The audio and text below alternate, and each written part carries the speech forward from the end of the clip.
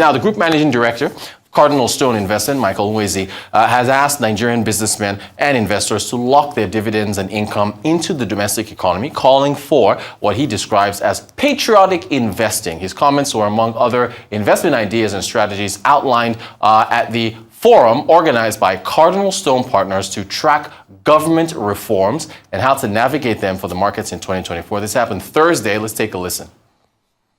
With the Nigerian economy gradually opening up due to more market-oriented policies, the country has sustained its bullish position in the equities markets and is increasingly becoming an attractive investment destination to many foreign and local portfolio investors. Cardinal Stone was a huge beneficiary of positive investor sentiment in 2023 as it closed out as the #1 securities trading firm on the exchange, having traded over 400 billion naira worth of trades on the exchange, and it's a position we've held 2 years in a row. Banking earnings saw new highs in H1 and Q3 2023 due to the implementation of pro-market reforms and proactive net long dollar positions across the space. The Apex Bank has communicated plans to keep monetary policy tight to rein in inflation and to stabilize the naira. These monetary policy initiatives and bold reforms on the fiscal front, such as removal of the subsidies on PMS, serve as a compelling backdrop for our discussions today. This conclave of economic and business thought leaders is strategically timed as companies are setting the tone for their strategic objectives and initiatives for 2024. Our primary objective is to facilitate insightful discussions and provide a platform for addressing pertinent economic developments. We hope that today's engagements will unearth valuable strategies to boost collective progress in Nigeria's ever-changing business landscape. Given these considerations, we have thoughtfully curated a diverse panel of experts who will provide valuable insights into various sectors within the economy. Our event theme, aptly themed Beyond Reforms, Strategizing to Boost Collective Growth, aims to delve deeply into tactical approaches that can propel growth and drive positive change in the Nigerian economy. Inflation is currently, like I said, the highest point we've seen in 1996, 27-year high, right? And 3 key things is very important when explaining Nigerian inflation. We try to check an analysis for 30 years, and we discover that 50% of inflation over the last 30 years in Nigeria can be explained by money supply.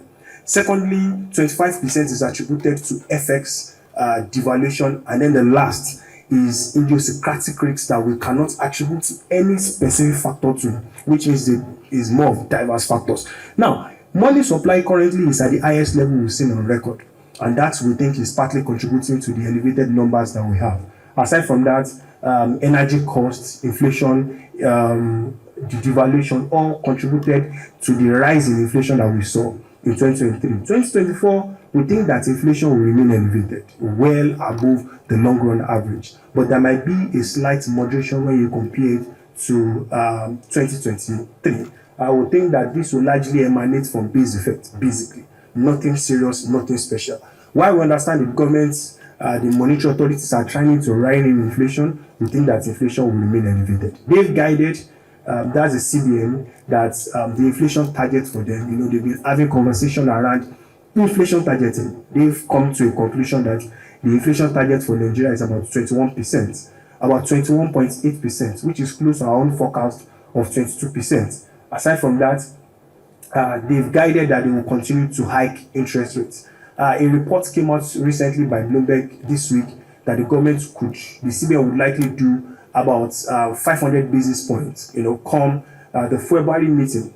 We think that we are looking at about 100 to 150 basis points for the year, basically, right? And the monetary authority, we like what they are doing at the moment, the fact that they are taking conscious efforts to bring down inflation and as well as to tackle issues like backlog, to attract foreign investors. We like that. So for us, inflation will remain high, 100 to 150 basis points from the monetary authorities. And then on FX, which you think is a big elephant in the room, currency remained pretty much pressured. Last year, we saw almost 50% currency depreciation, the highest that we've seen in a year on record. And in fact, the currency depreciated more than the parallel market. We barely see that, right? And we think that part of this pressure is because of the illiquidity of the FX market. The foreign investors that didn't come back that were expected, all contributed to this pressure that we saw last year. But 2024 could bring a bit of hope. While we expect currency to remain pressured, while we are forecasting about 1,000 levels by the end of this year, we think that the current account position is suggesting that there is a bit of comfort. One, Nigeria will likely experience improved current account position because we think imports will likely reduce next year. Dangote Refinery is coming on board. That should reduce the magnitude of PMS and other oil-refined products that we import into the economy, which should help to reduce the outflows of dollars from the economy. Aside from that, we think that the oil production we're expecting to improve, and the still elevated oil prices, cumulatively should support the current account position. So overall, FX will cross 1,000 by the end of the year, while current account position should improve. In terms of foreign influence, do we think that foreign investors will return this year? The CBN has cleared about, I think close to $3 billion in backlog, and they've shown commitment to clearing other backlogs. We think that if they're able to clear all these existing backlogs that we have, and they improve liquidity in the market, we've gotten funds from Afrexim Bank. The Minister for Finance came out recently that Nigeria could enter the Eurobond market, and we are still expecting other line of sight funds. If this can happen and Nigeria can improve FX liquidity and as well as supply, maybe back or close to pre-pandemic level, where we used to do about $3.2 billion on a monthly basis, then we should expect